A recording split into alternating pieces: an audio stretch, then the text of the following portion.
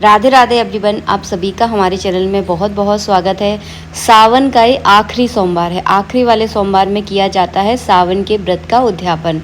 किस तरह से करना है? सबसे पहले पूर्व दिशा की ओर मुख करके आप बैठ जाएं, चौकी बिछा लें, नीचे चौक पूर लें और सफ़ेद कलर का कपड़ा जो है ना आप यूज़ कर सकते हैं, क्योंकि भगवान शिव की पूजा में सफ़ेद कलर यूज़ किया जाता है। इसके बाद क्या करना है, आपको चावल का आसन देना है। अगर आपके पास भगवान शिव पार्वती की कोई तस्वीर है तो तस्वीर के लिए आप आसन दे दीजिएगा। उसके बाद जो है ना आपको दीपक के लिए आसन देना है। तो भगवान के दाहिनी ओर जो है ना घी का दीपक प्रज्वलित किया जाता है। इसके बाद दीपक में आपको इतना घी लेना है, जब तक आप पूजा करें तब तक जो है ना ये दीपक प्रज्वलित रहना चाहिए।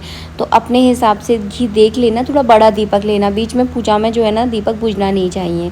इसके बाद क्या करना है, आपको कांसे की थाली लेना है। कांसे की थाली अगर आपके पास नहीं है तो आप पीतल की थाली का प्रयोग कर सकते हैं। पीतल की भी नहीं है तो आप स्टील की थाली का प्रयोग कर सकते हैं।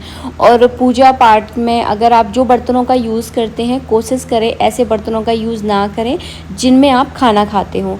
तो ध्यान रखें, नए वाले बर्तन जो होते हैं ना उनका प्रयोग कर सकते हैं, या फिर पूजा के लिए आप थोड़े अलग बर्तन निकाल के रख लें। अपने खाने वाले बर्तनों का यूज़ नहीं किया जाता। और आपको जो है ना तांबे की थाली का बिल्कुल भी प्रयोग नहीं करना है। इस थाली में मैंने ओम बना लिया है, आप चाहें तो स्वास्तिक बना लें, आप चाहें तो नमः शिवाय लिख लें। इसके बाद आपको एक बेलपत्र लेना है। बेलपत्र को उल्टा करके आसन दिया जाता है। तो इसके बाद जो है ना आपको बनाना है पार्थिव शिवलिंग बनाना है। आप चाहें तो पार्थिव शिव परिवार भी पूरा बना सकते हैं। पार्थिव शिव परिवार बनाते हैं तो बहुत अच्छी बात है। अगर नहीं बना पा रहे हैं, आपके पास इतनी ज़्यादा मिट्टी नहीं है, तो केवल पार्थिव शिवलिंग बना लें। और गौरी गणेश जो आपके घर के मंदिर में विराजमान है उनको जो है ना इस तरह से चौकी पर विराजमान कर ले। अगर आपके घर के मंदिर में गौरी गणेश नहीं है तो सिपाड़ी ले लें, एक हल्दी की गांठ ले लें। तो सिपाड़ी के रूप में गणेश जी और हल्दी के रूप में गौरी जी का आप पूजन कर सकते हैं। मैंने तीनों तरीके आपको बता दिए। इसके बाद आपको क्या करना है, इस तरह से चौकी पर सभी भगवान को विराजमान कर लेना। इसके बाद जो है ना आपको दीपक प्रज्वलित करना है। तो स्टेप बाय स्टेप आपको एक एक चीज़ समझा रही हूँ। इस तरह से जो है ना आखिरी सोमवार में व्रत का उद्यापन जो है ना किया जाता है। ये करना बहुत ज़रूरी होता है। इसके बाद जो है ना आपको क्या करना है, दीपक का पूजन करना है। तो दीपक में थोड़ी सी चंदन लगा लीजिए, चावल लगा लीजिए और दीपक का जो है ना सर्वप्रथम इस तरह से पूजन कर दीजिए, ताकि हमारी पूजा जो है ना निर्विघ्न संपन्न हो। इसके बाद किया जाता है गौरी गणेश का पूजन, जो कि बहुत ज़्यादा अनिवार्य होता है।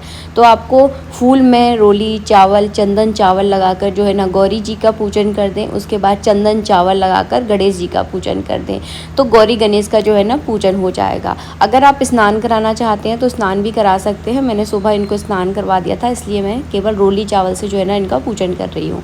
इसके बाद आपको क्या करना है, एक हाथ में, अपने सीधे हाथ में आपको पुष्प लेना है, थोड़े से चावल लेने हैं और पार्थिव शिवलिंग का जो है ना मन में ध्यान करना है, जो कि बहुत ज़रूरी होता है। जब भी आप पार्थिव शिवलिंग बनाते हैं तो उनका ध्यान आप ज़रूर कीजिए। इसके बाद आपको एक लोटा में गंगा जल लेना है और 4 बार जो है ना इस तरह से आपको जल छोड़ना है। 1 बार, 2 बार और ये तीसरी बार और चौथी बार। तो 4 बार इस तरह से जो है ना जल छोड़कर स्नान करवाया जाता है। विधि यही होती है। इसके बाद आपको गाय का कच्चा दूध लेना है। गाय का कच्चा दूध ना मिले तो आपके घर में जो कच्चा दूध आता है उसी से आप भगवान को स्नान करवा दीजिएगा। इसके बाद अगर आपने पंचामृत बनाया है तो पंचामृत भगवान पे चढ़ा दीजिएगा। इसके बाद आपको शुद्ध जल से भगवान को स्नान करवाना है। इसके बाद आपको क्या करना है, कलावा रूपी वस्त्र भगवान को अर्पित कराना है। तो इस तरह से कलावा में से आप छोटा सा टुकड़ा जो है ना तोड़कर भगवान पर अर्पित कर दीजिएगा। इसके बाद आपको जनेऊ चढ़ाना है। गणेश जी पर भी जनेऊ चढ़ाना है और शिवलिंग पर भी आपको जनेऊ चढ़ाना है। जनेऊ अगर आपके पास नहीं है तो कलावा रूपी जनेऊ बनाकर भी आप चढ़ा सकते हैं। मतलब कलावा का एक छोटा सा टुकड़ा लेकर जनेऊ के रूप में आप चढ़ा सकते हैं। आशा करती हूँ आपको अच्छे से सब कुछ समझ में आ रहा होगा। इसके बाद आपको क्या करना है, इत्र लगाना है। इत्र देखिए सभी को लगाएं आप। सबसे पहले जो है ना गौरी गणेश को हम लगा देंगे। इसके बाद तस्वीर पर भी थोड़ा सा आप इत्र लगा दीजिएगा। इसके बाद जो है ना शिवलिंग पर चढ़ा दीजिएगा इत्र। और अगर आपने तस्वीर रखी है तो इस तरह से कलावा रूपी वस्तु उन्हें अर्पित करा दें। इसके बाद सभी को जो है ना आपको तिलक करना है। चंदन का तिलक हम शिवलिंग पर करेंगे। रोली का टीका पार्वती माता पर आपको इस तरह से करना है। उसके बाद आपको चावल चढ़ाना है।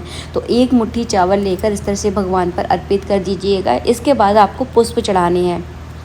अपराजिता के पुष्प भगवान को बहुत प्रिय हैं। अगर आपको मिल जाए इस तरह के अपराजिता के फूल होते हैं, तो सफ़ेद कलर के भी आते हैं, ब्लू कलर में भी आते हैं। मैंने 2 ही कलर देखे हैं, तो बहुत अच्छे लगते हैं, भगवान को बहुत प्रिय हैं। मिल जाए तो चढ़ा दीजिएगा, नहीं मिले तो जो मिल रहा है वो भी आप चढ़ा सकते हैं। ऐसा कुछ नहीं है कि अगर नहीं मिलेगा तो आपकी पूजा जो है ना अधूरी हो जाएगी। जितना मिल जाए उतना चढ़ा दीजिएगा।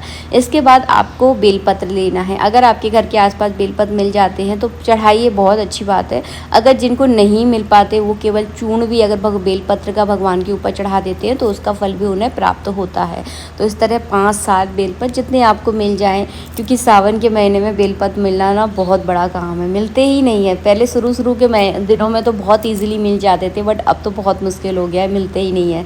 तो जितने मिल रहे हैं इस तरह से अपनी मनोकामना लिखकर या ओम लिखकर या इस तरह से चंदन लगाकर जो है ना भगवान पर आप अर्पित करना। उसके बाद लगाना है आपको भोग। तो सबसे पहले आप फल चढ़ाइए, जो भी मौसम के फल आपके यहाँ पर आते हैं तो मौसम के फल चढ़ा देना। उसके बाद आज के दिन अपने घर में कुछ ना कुछ मीठा आप ज़रूर बनाना। अभी सावन का सोमवार नहीं है तो मैंने घर में कुछ मीठा नहीं बना है, केवल मैंने थोड़ी सी 1 कटोरी चीनी लेकर यहाँ पर भोग लगा दिया है। अगर कुछ भी मीठा ना हो तो मिश्री और चीनी का भोग लगा सकते हैं। इसके बाद जो आप दान दक्षिणा इस सोमवार के व्रत में दान करना चाहते हैं वो भगवान से इस तरह से स्पर्श करा दें।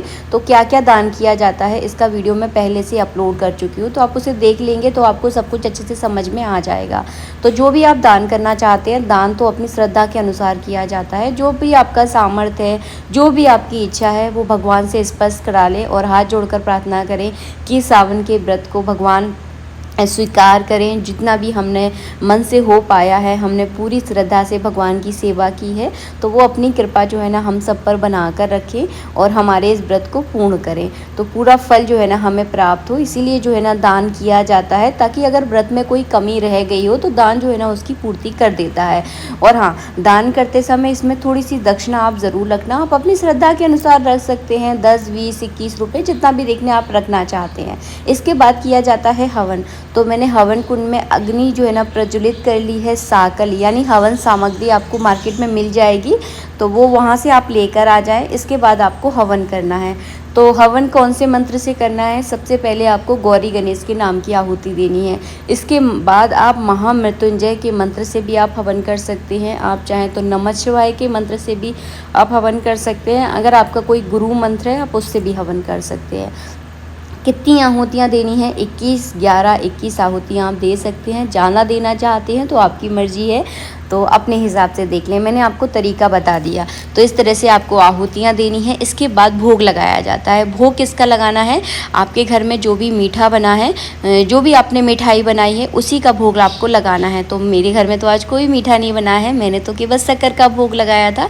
तो शक्कर को ही जो है ना इस तरह से मैं 5 बार अग्नि में चढ़ा दूँगी। 5 बार चढ़ाने के बाद अपने घर के पितरों को भी आप भोग ज़रूर लगाएं, अनिवार्य होता है। इसके बाद आपको क्या लेना है? इस तरह का गूगल लेना है जिसकी खुशबू बहुत अच्छी होती है। और अगर आप इसे घर में लगातार अगर इसकी धुनी अगर देते हैं, घर में अगर डेली इसको जलाते हैं, तो इससे आपके घर की नेगेटिव ऊर्जा जो है ना ख़त्म हो जाती है। कोई भी बुरी आत्मा है, कुछ भी बुरा है, नज़र लगी हुई है, तो इससे जो है ना बहुत फ़ायदा पड़ता है। इसकी खुशबू भी बहुत अच्छी आती है अगर आप अच्छा वाला लेकर आएंगे तो क्या करना है? इसे अग्नि में ही डाल देना, इससे खुशबू बहुत अच्छी आएगी आपके घर में। इसके बाद आपको क्या करना है? जल का अर्घ देना है। तो अपने सीधे हाथ में थोड़ा सा जल लें और हवन कुंड के चारों तरफ घुमाते हुए छिड़क दें। अग्नि में नहीं छिड़कना है, हवन कुंड के चारों ओर छिड़कना है। समझ गए ना आप लोग? इसके बाद हाथ जोड़कर प्रार्थना करनी है और भगवान से प्रार्थना करनी है कि उनकी कृपा हमारे ऊपर, हमारे परिवार के ऊपर हमेशा बनी रहे। इसके बाद करना है, किया जाता है दान। तो दान में आपको किसको करना है जल्दी से मैं आपको बता दूं।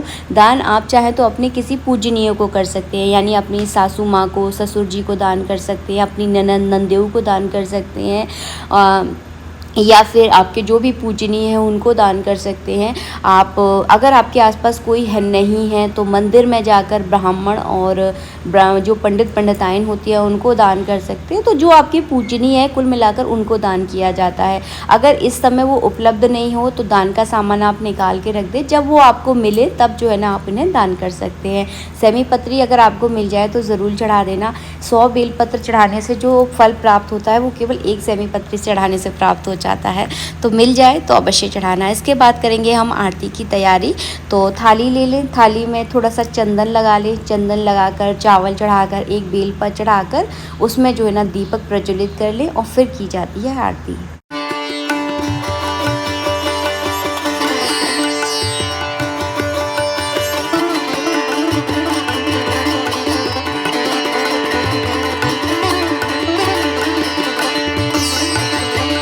इस विधि से सावन के सोमवार के व्रत का उद्यापन किया जाता है और ये व्रत के उद्यापन आप चाहें तो सोमवार के दिन कर सकते हैं, आप चाहें तो पूर्णिमा यानी जिस दिन सावन समाप्त होता है उस दिन भी आप कर सकते हैं। तो अपनी सुविधा के अनुसार देख लें, जैसी आपकी सुविधा हो उस हिसाब से जो है ना सावन के सोमवार के व्रत का उद्यापन आप ज़रूर करें।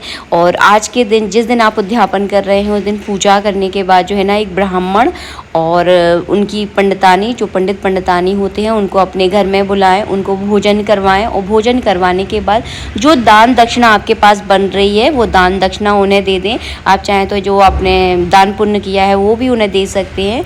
तो अपने हिसाब से देख ले दान किसको किया जाता है, ये भी मैं आपको स्पष्ट रूप से बता चुकी हूँ। राधे राधे, जय श्री राधे। वीडियो अच्छा लगा है तो प्लीज़ एक लाइक कर देना।